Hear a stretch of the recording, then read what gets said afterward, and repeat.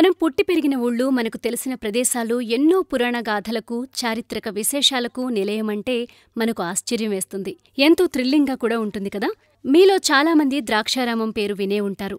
అదేనండి, తూర్పుగోదావరి జిల్లాలో ఉన్న పుణ్యక్షేత్రం పంచారామాల్లో ఒకటి. ఈ ప్రదేశంతో ముడిపడి ఉన్న పౌరాణిక గాథలు మీకు తెలుసా? సరే, నేనే చెప్తాను, వినండి. తారకాసురుని మెడలోని శివలింగాన్ని కుమారస్వామి ఛేదించగా 5 చోట్ల పడ్డ ఆ లింగం ముక్కలను వివిధ దేవతలు ప్రతిష్ఠ చేశారని చెప్పుకుంటాం కదా. అందులో ఒక ముక్క ఇక్కడ పడింది. ఇది వేదవ్యాస మహర్షి ప్రతిష్ఠిత లింగం. పూర్వం దక్ష ప్రజాపతి నివసించిన ప్రదేశం ఇది. అందుకే దాక్షారామం అయింది. అలాగే ద్రాక్ష తోటలు ఎక్కువ ఉండేవి. ఒకసారి దక్షుడు ఒక యజ్ఞం చేయతలపెట్టాడు. ఆ యజ్ఞానికి అందరినీ ఆహ్వానించాడు. కాని తన అల్లుడైన శివుణ్ణి ఆహ్వానించలేదు. అంతకు ముందెప్పుడో ఈయన గారిని చూసి ఆయన పలకరించలేదని, అభివాదం చేయలేదని కోపం వచ్చి ఈ అలకలు, కోపాలు ఈ కాలంలోనే అనుకున్నాం. ఆ కాలంలోనూ ఉన్నాయండి. ఏ కాలమైనా గుణాలు తమ సహజత్వాన్ని కోల్పోవు కదా. అందుకనే వాదోపవాదాలకు దిగకుండా ముందుకు సాగుదాం. ఈ యజ్ఞం గురించి పార్వతీదేవికి తెలిసింది. పుట్టింట్లో యజ్ఞం జరుగుతోంది. ఆ సంబరం, ఆ హడావిడి తను మిస్ అయిపోతోందే అనుకుంది. శివుడి దగ్గర పుట్టింటికెళ్లే ప్రపోజల్ పెట్టింది.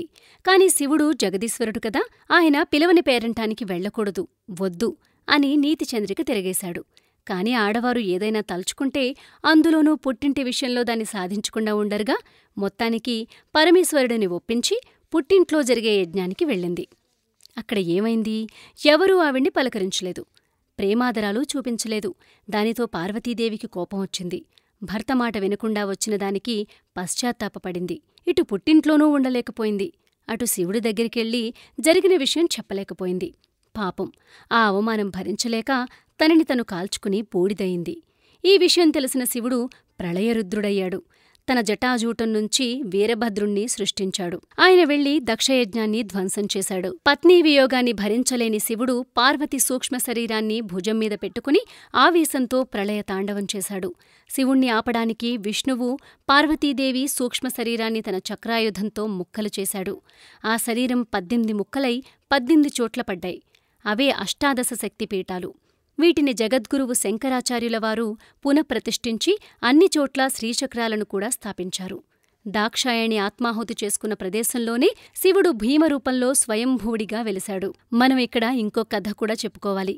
పూర్వం వేదవ్యాసులవారు కాశీలో నివసించేవారు. ఒకసారి కాశీ విశ్వేశ్వరుడు ఆయన్ని పరీక్షించదలిచి ఎక్కడా భిక్ష దొరక్కుండా చేశాడుట. దానికి వేదవ్యాసుడు కోపించి కాశీని శపించబోయాడట. అప్పుడు అన్నపూర్ణాదేవి ఆయనకి, శిష్యులకి భిక్ష పెట్టిందట. వేదవ్యాసుడు కాశీని శపించబోవడం శివుడికి కోపం తెప్పించింది.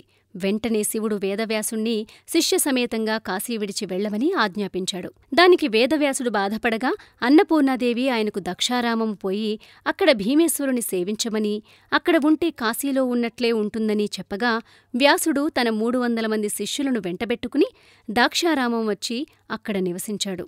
దీనికి గుర్తుగా ఆలయంలో ఒక స్తంభం మీద వ్యాసుని విగ్రహం చెక్కబడింది.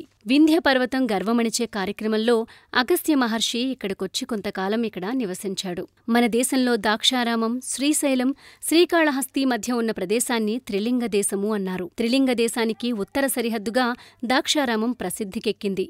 ఇక్కడ వెలిసిన భీమేశ్వరునికి అభిషేకం చేయడానికి 7 ఋషులు 7 గోదావరులను తీసుకువచ్చారు. ఇవి అంతర్వాహినులు. వేదవ్యాసుడు, అగస్త్య మహర్షి ఒకే సమయంలో ఇక్కడ కొంతకాలం నివసించారు. ఇక్కడ అమ్మవారు మాణిక్యాంబ. అష్టాదశ శక్తిపీఠాలలో 12వ పీఠమిది. ఇక్కడ క్షేత్రపాలకుడు లక్ష్మీనారాయణస్వామి. ఈయన్ని శ్రీరామచంద్రుడు ప్రతిష్ఠించాడు. గుడి లోపలి ప్రాంగణంలో వీరముడి ఆంజనేయస్వామి విగ్రహం ఉంది. ఈయనకి జుట్టు ముడివేసి కొప్పులాగా ఉంటుంది. అందుకే ఆ పేరొచ్చింది. గద లేదు, నమస్కార ముద్రలో ఉంటాడు. తుష్కరులు ఈ విగ్రహం కాళ్ల దగ్గర కొట్టేశారు. పక్కనే ఒకే పానువట్టం మీద 108 చిన్న చిన్న శివలింగాలుంటాయి.